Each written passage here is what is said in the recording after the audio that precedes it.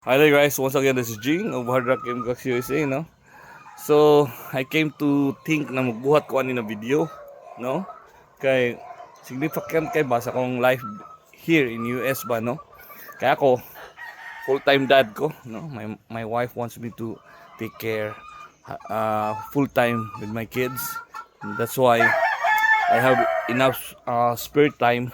So that's why I came to think na kuan ka na nag full time po sa manok, no?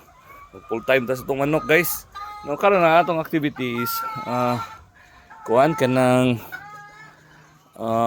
maglimpyo ta sa itong mga kad-anan ug imnanan sa itong manok, no? Ngani ba, no? So kuan kaayo kanang kita nga mahiligon og manok. Kuan kay ta, abti kita mo limpyo ani, no? Abti kay ta mo limpyo sa loganan na sa itong manok ug sa kuan kanang kadanan, no?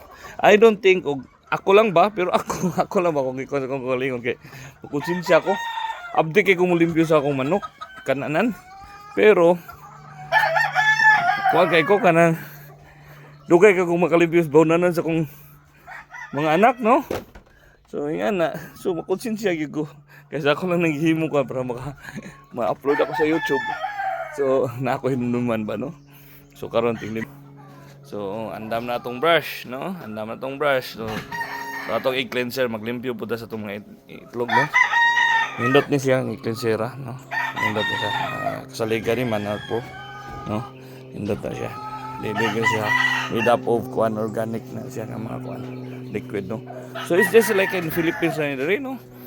Gamit kog Ariel akong sistema mo kay bukuan Pilipinas. So look at that. Nakano, dali kay ta kalimpyo na, guys, no? So dali kay ta kalimpyo na, then subono na sa tong atong pandugay-dugayon, no?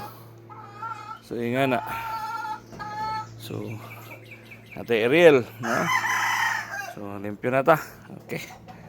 So guna tag limpyo karon, no? So mo lang na. Okay. Thank you, no? Have a nice day. And you. Thank you.